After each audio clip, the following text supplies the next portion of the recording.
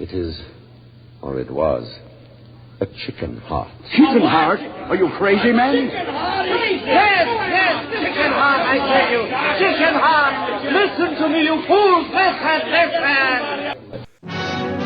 Come closer. I want to talk to you.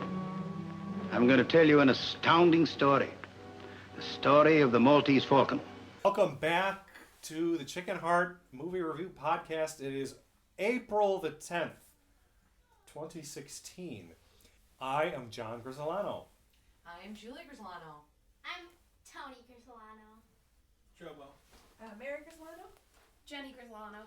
This week's movie is The Maltese Falcon, and it was my choice, so I kick the discussion off. The mandatory spoiler alert, not that we should really need these for these films, but we do tell you we feel free to talk about anything we want, so if you're really upset by that, don't listen now, pause, go watch the movie and come back, because we will reveal everything. So this was my choice. This film is from 1941. I have said to you before that this is my favorite movie. And having rewatched it, it's been a few years since I had watched it, and I will still say it's still my favorite movie. It has a lot of sentimental meaning to me. It's something I first saw as a teenager. I was probably about 14 years old when I first saw this film. I wrote 2 papers on it, one in high school and then again in college. I wrote papers on this movie. It was just very influential on me in terms of just my love of this genre of film noir, detective stuff, black and white films, Humphrey Bogart. I wanted to be Humphrey Bogart. People who know me know I wear a fedora. The very first fedora I ever got, I actually took a screenshot from the Maltese Falcon into Optimo Hats on Western Avenue in Chicago, and the guy makes old hats. He makes them the old-fashioned way. I had a picture of Bogart in his hat and said, "This is the hat I want." My very first fedora. So this movie is just, I think, is wonderful. But it's going to be interesting to hear other people's takes on it. So I don't want to just sit here drooling all over the film. Please don't hold back, because I know there are criticisms. It sounds like there's a consistent theme in terms of the criticisms of this film. You're not alone in that regard from what you're going to say, I think, because I've read it and I share it as well. And the general criticism of this movie is Mary Astor. But before we get to Mary Astor, let's cover some of the big players. This is Humphrey Bogart's movie. It's not his breakout role. His first leading man role is High Sierra, which is just before this. But this film, in my opinion, sort of catapults him into stardom. This begins to create the Bogart mystique. He just nails Sam Spade, even though he looks nothing like Sam Spade of the novel. The novel, he's described as a blonde Satan. But the wolfish grin and the almost predatory style of Sam Spade, I think Bogart just pulls it off perfectly. The way he delivers his lines is wonderful. This film has some of the best dialogue you're ever going to hear. I just think the dialogue is fantastic. This is a total John movie. It's all about story, dialogue, and characters. I know this is a movie review podcast, and lots of people into film like visual. And of course, I like pretty visuals too, but for me, what makes a film is story, characters, dialogue. Those to me, I guess I'm more of a play person maybe than I should say, because those are critical to me. And this film has them in just bucketfuls. Some fantastic characters. Or in spades, yeah. This film has it in spades. So there's Bogart as Sam Spade. The wonderful, wonderful Peter Lorre. I just think Peter Lorre is fantastic. And this is him at his best. This is Sidney Greenstreet's film debut. My First time favorite. you ever see Sidney Greenstreet. He is fantastic. Just wonderful casting. Elisha Cook Jr., who plays Wilmer. He's just great in this, and he goes on, he has a wonderful career in these sort of creepy supporting character roles. He does this role in a slightly different flavor 100 times. He's in the house. Tony recognizes him from House on Haunted Hill because he's seen House on Haunted Hill as a much older man. He's great. Even the supporting actors, you've got Barton McLean as the lieutenant, the police lieutenant. He does a good job. He's a Warner's contract player, support guy. Ward Bond, which I think you all know from various John Wayne pictures, but Ward Bond does a good job as Pole House.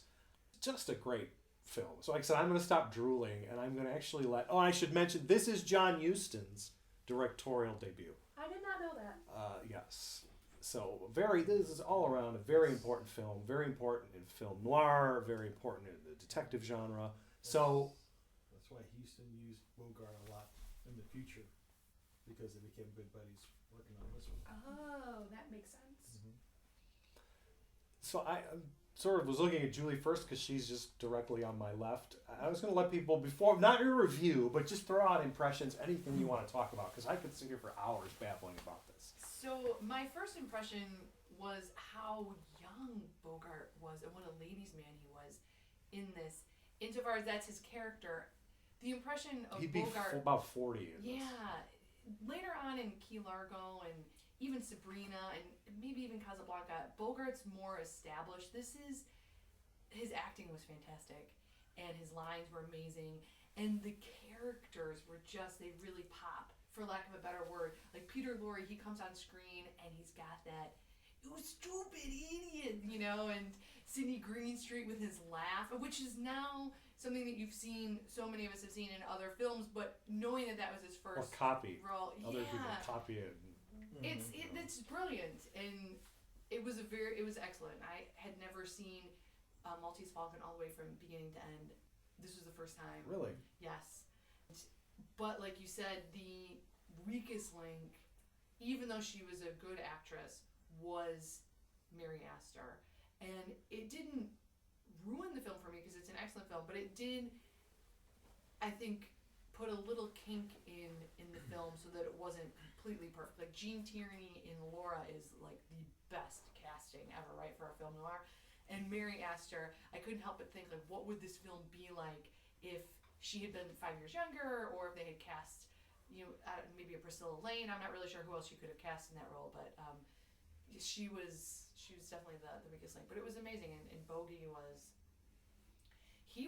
I don't want to say breathtaking, but he was different than other films, at least later on that you've seen.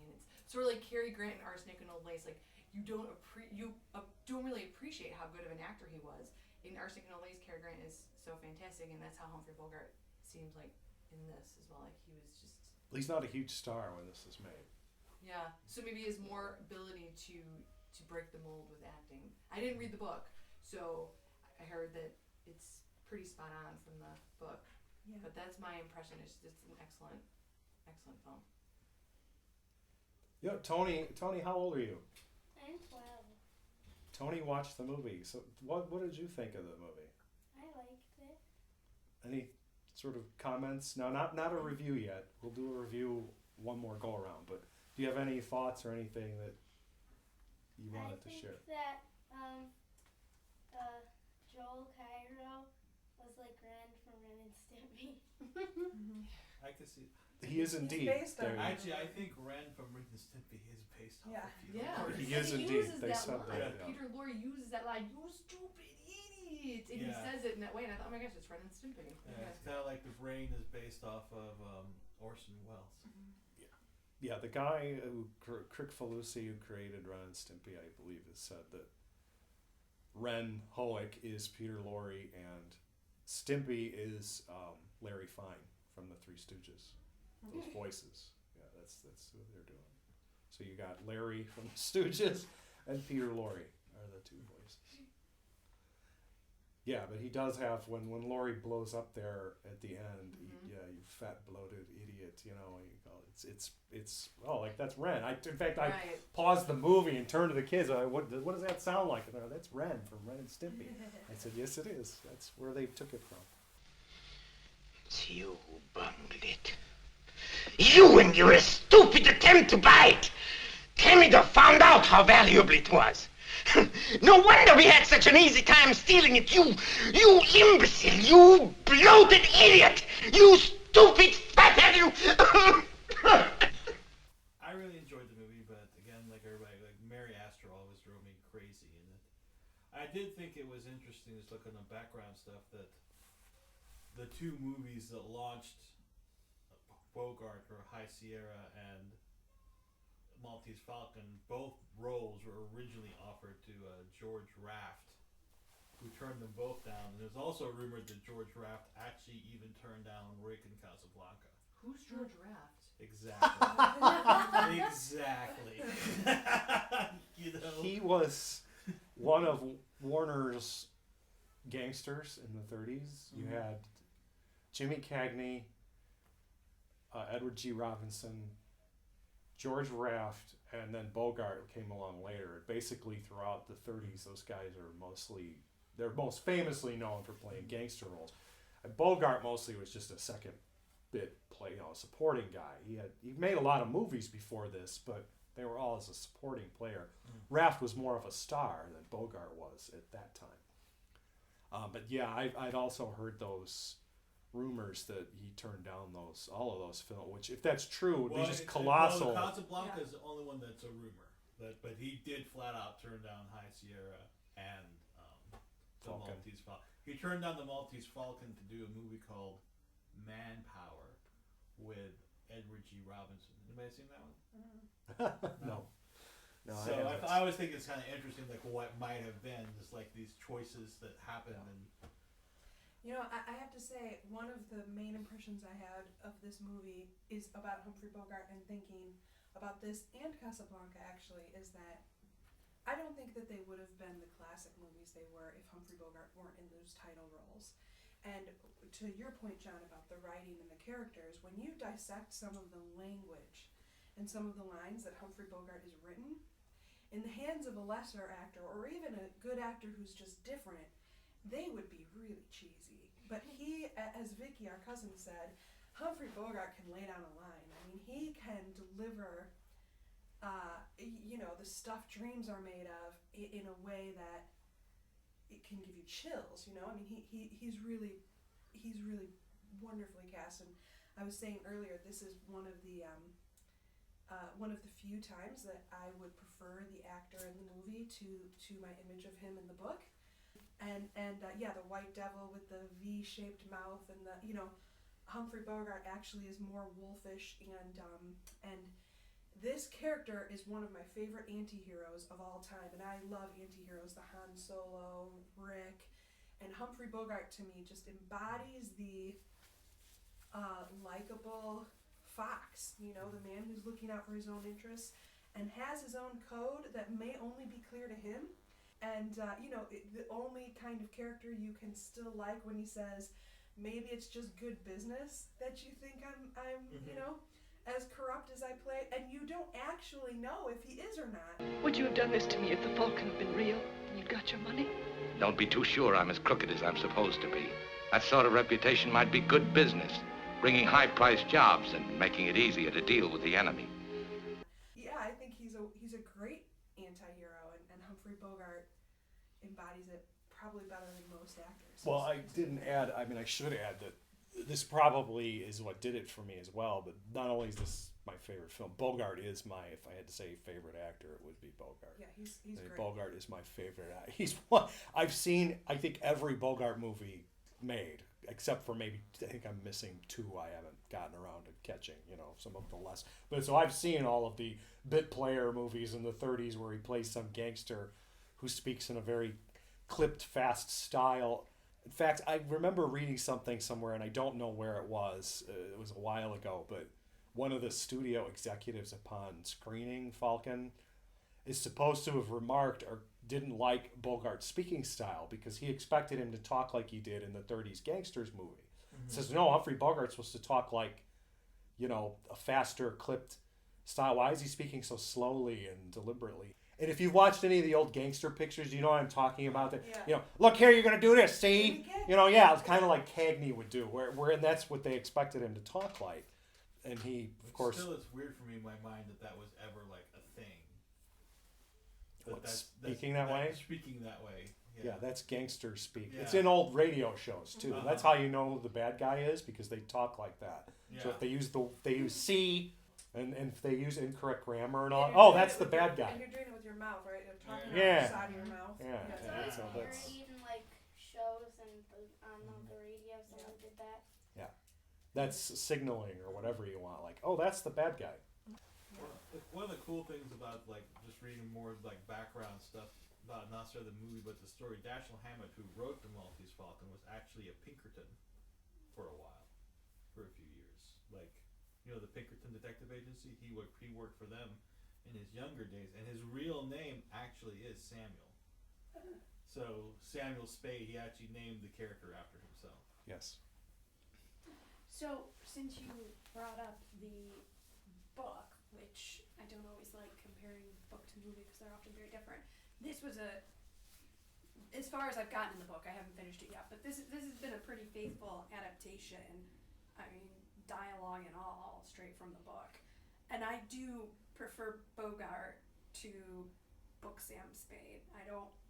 I think I was telling John this earlier today that I was having difficulty relating to the character and being drawn into the character, and there were lines I just couldn't picture how he was saying them, and then seeing Bogart, it clicked into place, and I actually started to get the character and enjoy the character that I didn't quite like him as much in the book because he just wasn't as compelling as seeing Bogart. There's certain things that had to be left out, I know, for the production code. Sure. So, for example, Cairo and Wilmer are supposed to be are homosexuals. Mm-hmm. I don't remember. Does the book, did they have a history? Are they, lovers? Or is it just that they both just happen to be, were they involved with each other I don't remember. in the book? I don't remember, but I haven't gotten to that, making any implication about that. and it's, But I mean, Effie straight out says in the book when Cairo comes in and she tells Sam that he's there, she calls him a queer. yeah.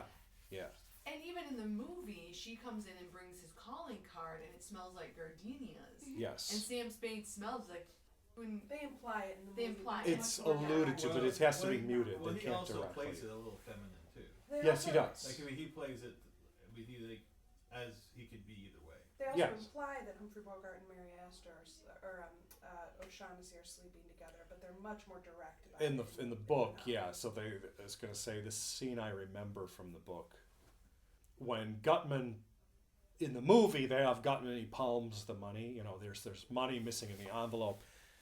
In the book, if I recall, and I think that I mentioned they keep this in the 31 version of the movie, pre-production code. He forces her to strip. That's how he knows she doesn't have it. It's not that he just.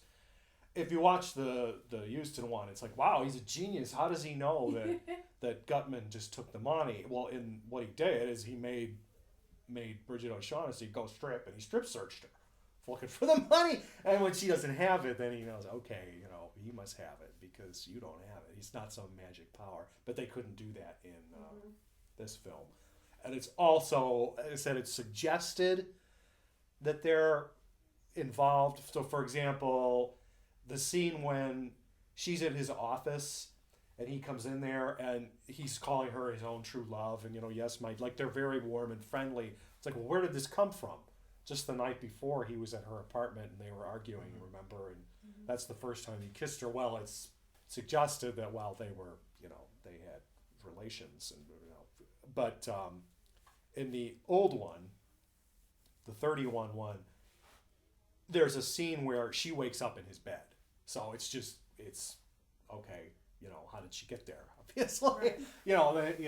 it's not hidden, and it's not hidden in the book either.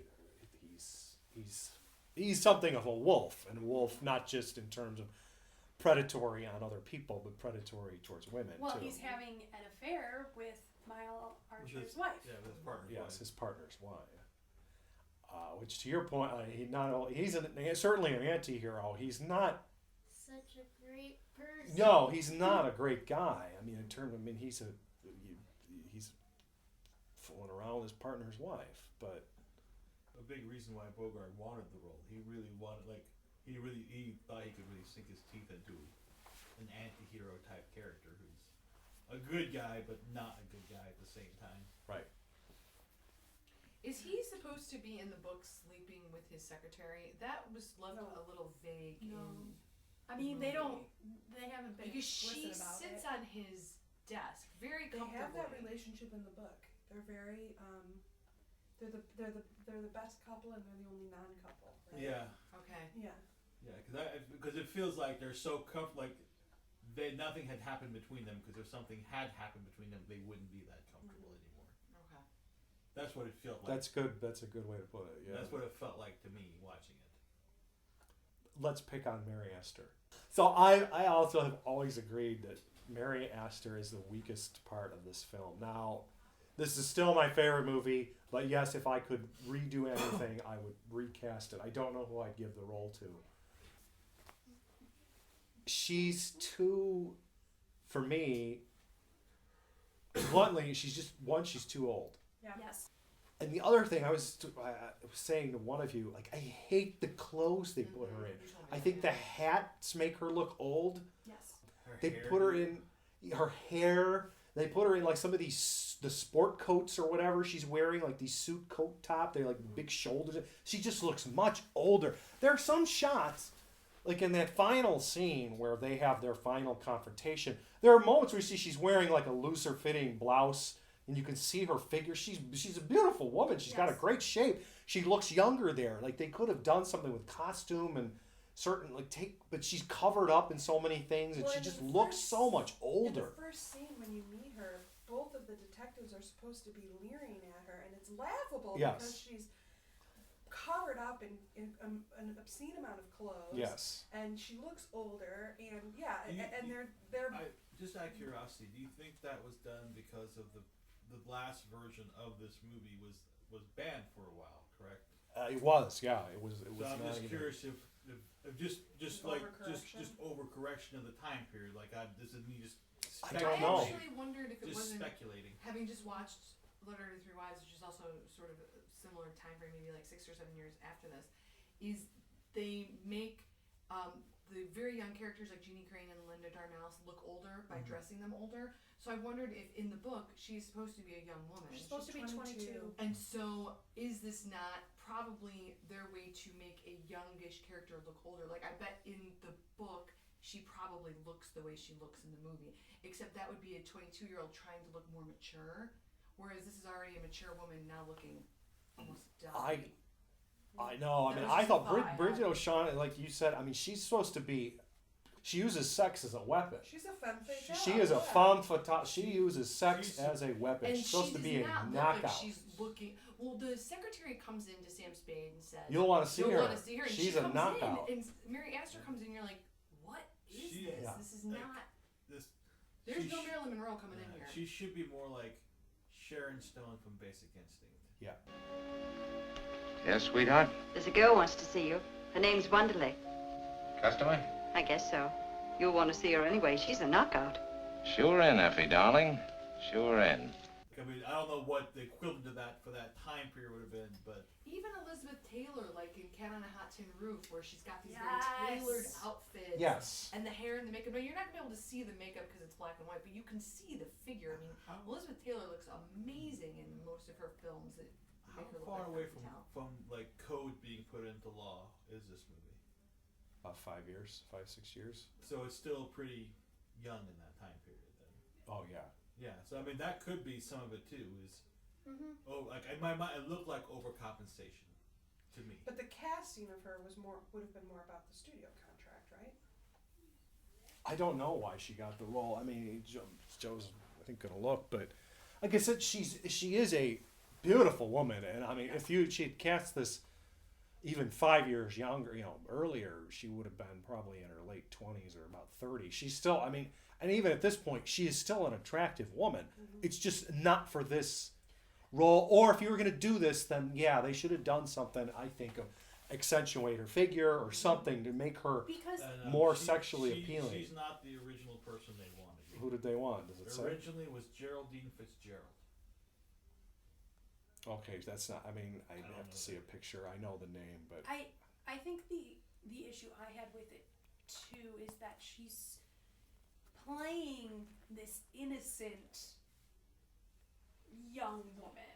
That's sort of her shtick. She's beautiful and sexy, but she bats her eyelashes and she acts innocent and says, "Oh, save me, help me," and you just don't buy it from a woman who looks like she's 35. I mean, because she was. Yeah, exactly. Because Exactly. she was 35, and you're sitting there thinking, but you are clearly an adult woman. You've made it this far. You don't need his Exactly. help. You've been around the world. Yeah. Yes. You're involved in some sort of shady, nefarious dealings. You're a 35-year-old woman.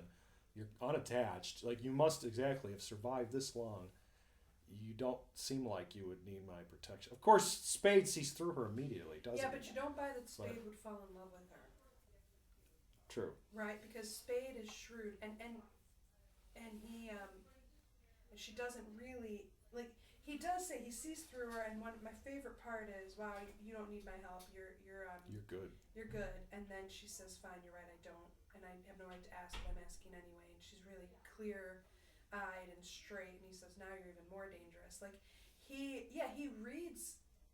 can read her, but she's missing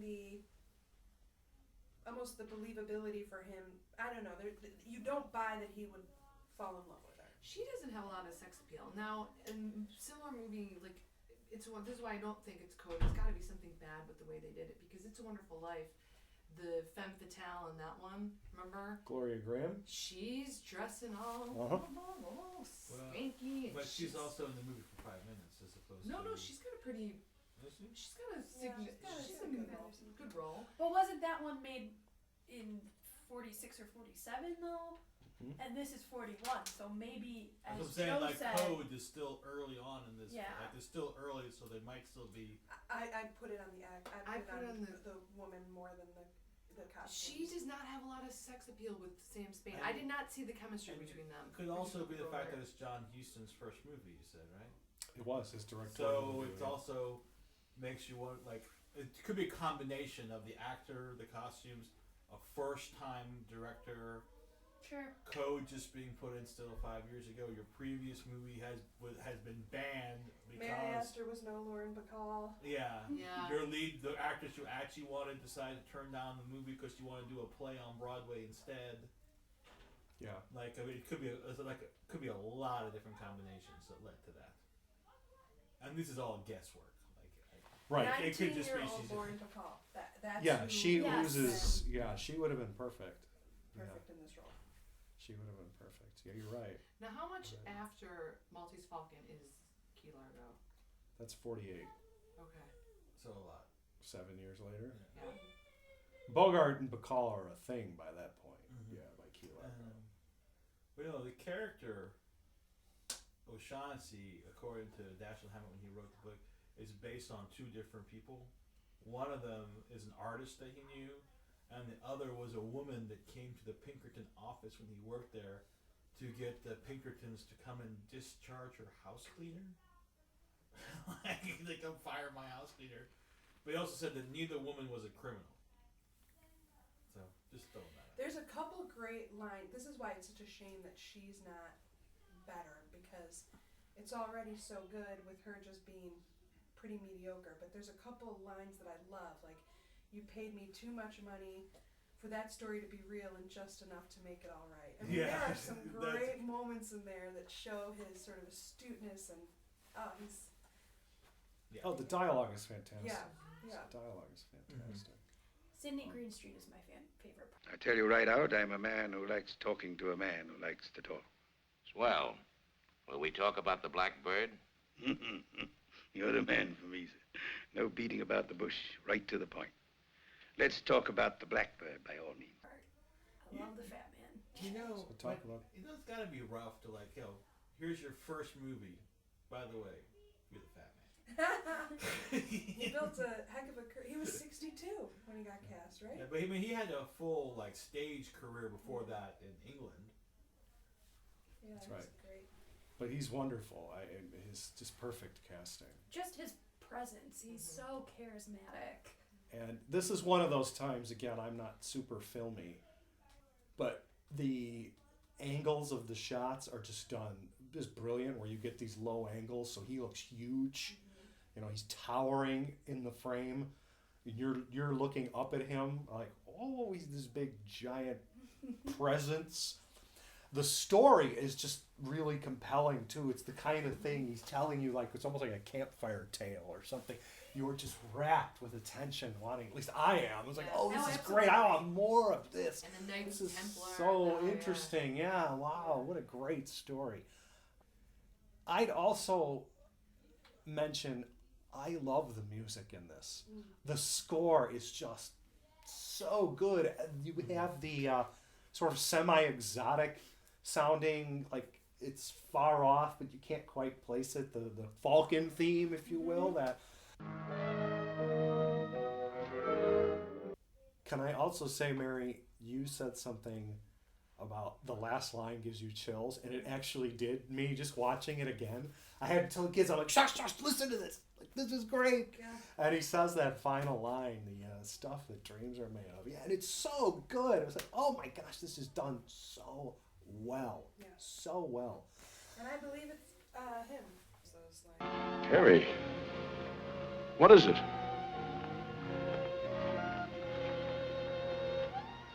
The stuff that dreams are made of.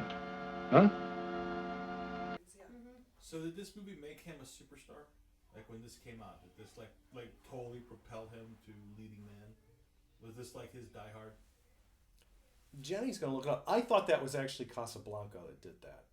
That made him an uber. This, I think, High Sierra at this like cemented his serious leading man role. I don't know that this made him an uber star. I thought Casablanca made him the uber romantic leading man. So how many years after that was this? Casablanca's 43.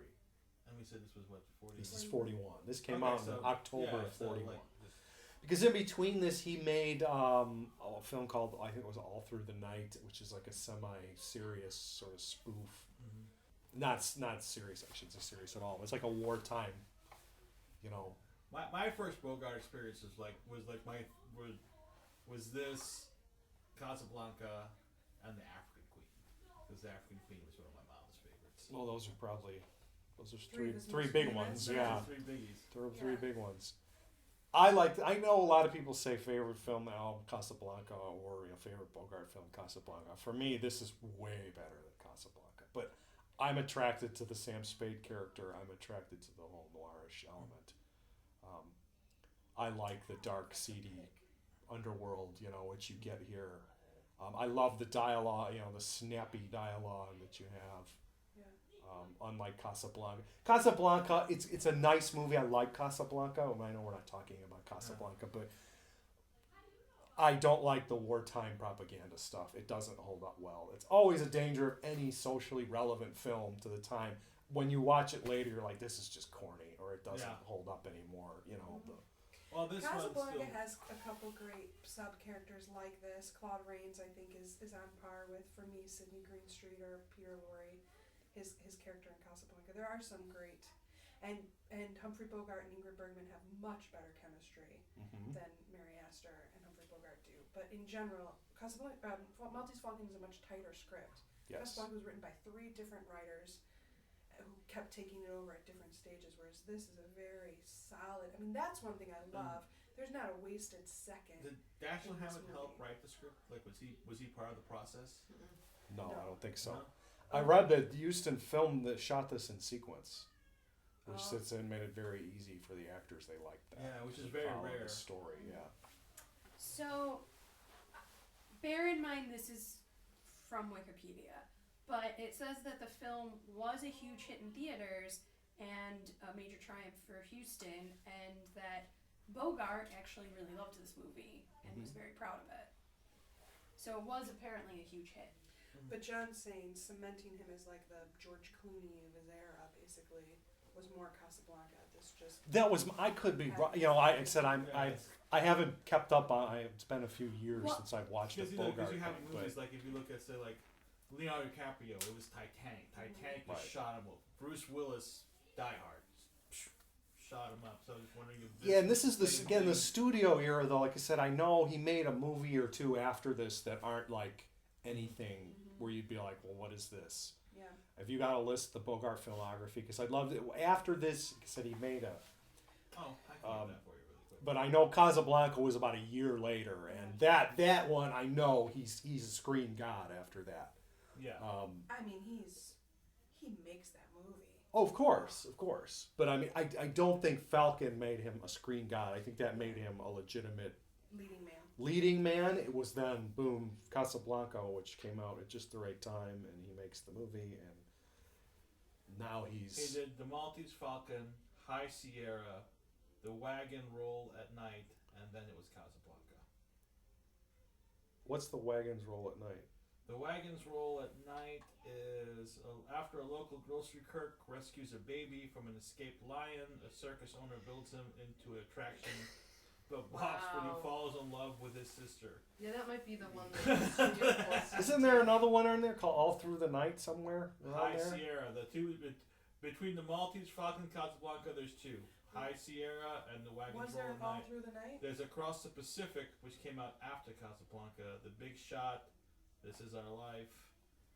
And before Maltese Falcon, All Through the Night was before Maltese that was Falcon. before Falcon. Okay. Same year. Okay, same year. But right before it. All right. So you see, all right. So shortly thereafter, I thought it was Casablanca that makes him George Clooney of his era. I think you said. Well, I don't know if he was George Clooney. I have no idea. But Clark Gable, but yeah, whatever. Yeah, it made him huge. But according to this, High Sierra came out after Maltese Falcon too. See, I thought it was before Falcon, but I don't know. It might just be like a specific release date. What? Not to turn us entirely into Bogart, but what's interesting is he eventually formed, his own production company. But that's no guarantee you're going to make good movies, because a lot of the scripts he picks are terrible. A lot of these movies, like, they're totally forgettable. Like, they're a waste of Bogart. I mean, he made some great movies as well, like To African Queen, Key Largo. Sabrina. To Have and Have I don't Not. like Sabrina, but I dislike Sabrina intensely, because I think that's a Mary Astor type thing to me. Like, are you seriously going to have William Holden against 54-year-old Humphrey Bogart? And it's like, come on. He's going to, at that point, Audrey Hepburn is a 22-year-old woman or whatever, falling for a guy who'd be her father, for William Holden. Come on. He manages to pull it off, though. Oh, Bogart is good. I manage like to pull Bogart, it but it's off. just no, Bogey, no. I don't consider that in the Bogart canon. No, we will just ignore Sabrina. That never happened. No. Julie loves that film. I do like Do that you? film. And I Love love that film? Bogart in it, and I actually think Bogart stands up well against William Holden and does a better job, which is why it's not, the remake is terrible because Harrison Ford and Greg Kinnear aren't as good. People say that the remake actually is Harrison Ford's first bad movie. Like, up until Sabrina, all his movies were fun and good. Sabrina was where the fall off I started to like happen. both of them the same because they're both equally cheesy bad. Can I just reference a funny thing that we noticed because several of us watched this together, which was that they seemed to cast people who were much shorter than Bogart, and we were wondering if that's because Bogart himself was short and Sam Spade is supposed to be this tall, kind of imposing guy. And I mean, granted, Peter Lorre was an amazing choice, and his character in the book, Joel Cairo, was supposed to be short, but we were wondering if maybe Is it Joe that or was Joel? Joel. Sorry. Joel. Okay. Sorry, I must have misspoke. Joel. No, you said Joel, but for some reason in my mind I kept thinking it was Joe. Oh no. Joel. And we were. Well, how wondering- tall was Bogart supposed to be? How tall was he? Did anybody I know? think 5'7" ish. Oh, he was that small. Mm-hmm. I didn't know that. Most famous actors are actually pretty short. Really? But we were wondering because Vicky, our cousin Vicky, and I both knew that Bogart was around 5'7", 5'8", and we noticed that Wilmer and Cairo are both shorter than him, and we wonder if they cast those guys on purpose. And when he's in the scene with his partner, who is much taller in real life. Yes. he's sitting down and the partner sits on his desk. So you never really have those two standing next to each other. So I wonder, if there's some type of 5'8". cinematography, 5'8". fancy work that was being done so that Bogart looked. It was just an amusing thing. Jerome Cohen is that guy. Was the partner? Speaking of amusing moments, one of my favorite moments, and it's very little, but it does make me laugh every time, is the first time you meet Joel Cairo, and he sticks up Sam Spade, and Sam Spade gets the gun away and says, at the end of that whole interaction, says, "Now give me back your gun," and he gives him back his gun, and he does it again, and Sam Spade just lets him and laughs. There's something. It's such a great character moment for both of them. Yeah, it's wonderful. Well, see, I like the bit before that when just before he knocks him out. That shot, you're presented a low angle shot, and Spade is walking across the room with his fist cocked and his hand out, and he just looks with the cigarette hanging out of his mouth. And I was like, oh God, does that look so cool? He's just ready to. Oh, he's so good, and so never loses cool. The cigarette. He never loses a cigarette. I said, you have no idea the impression that made on me when I was like, I want to smoke. I want to look like this guy. This guy is awesome. I want to be Sam Spade. Or Humphrey Bogart is Sam Spade. Let's just say for the record, John never did take up smoking. No, I've never smoked. I can't smoke. It makes me...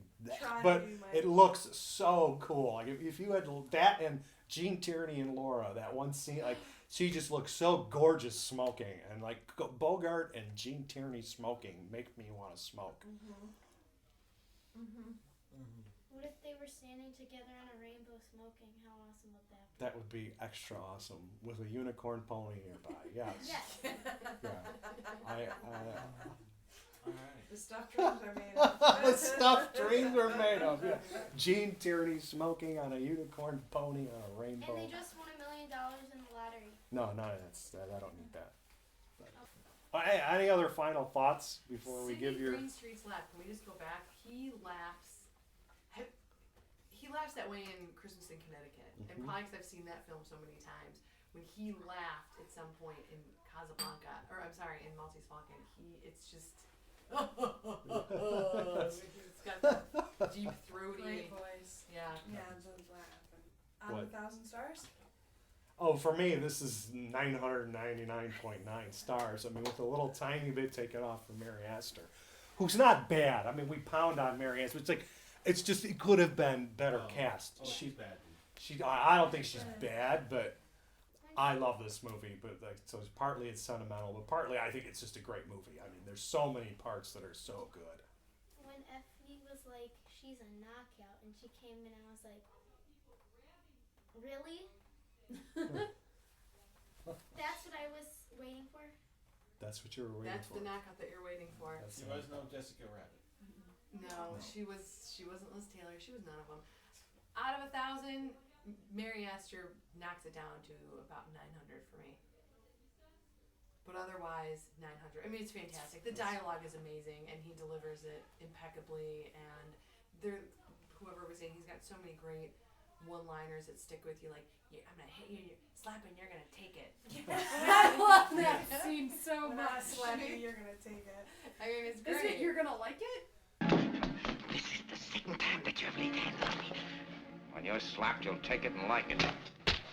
I think it's that when a woman slaps you, when you get slapped, you're gonna take it. Yeah. Or when a woman slaps you, you're gonna take it. Yeah, it's great.